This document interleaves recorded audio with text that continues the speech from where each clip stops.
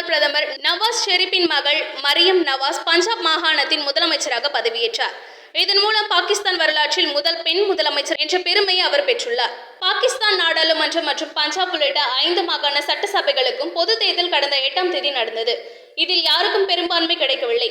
பஞ்சாப் மாகாண சட்டசபைக்கு நடந்த தேர்தலில் பாகிஸ்தான் முஸ்லிம் லீக் கட்சி அதிக இடங்களில் வெற்றி பெற்றது. பாகிஸ்தான் மக்கள் கட்சி மற்றும் சுயேட்சைகள் மரியம் நவாஸ் ஷெரீப்புக்கு ஆதரவு தந்தனர்.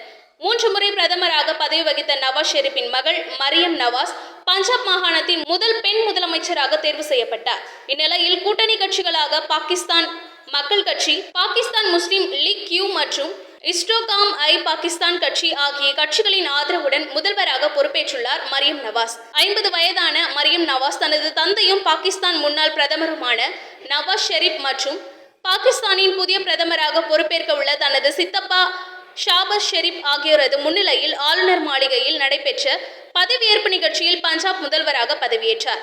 இதைத் தொடர்ந்து உரையாற்றிய மரியம் நவாஸ் தனது தந்தை அலங்கரித்த பதவியில் தான் பொறுப்பேற்றிருப்பது மகிழ்ச்சி அளிப்பதாக தெரிவித்தார். மேலும் பஞ்சாப் மாகாணத்தின் ஒவ்வொரு பெண்ணும் பெண் முதல்வரை பார்த்து பெருமிதம் கொள்வதாகவும், இதேபோல் பெண்கள் தலைமை பதவியேற்கும் சூழல் எதிர்காலத்திலும் தொடரும் என்ற நம்பிக்கை வந்துள்ளதாகவும் அவர் குறிப்பிட்டிருந்தார்.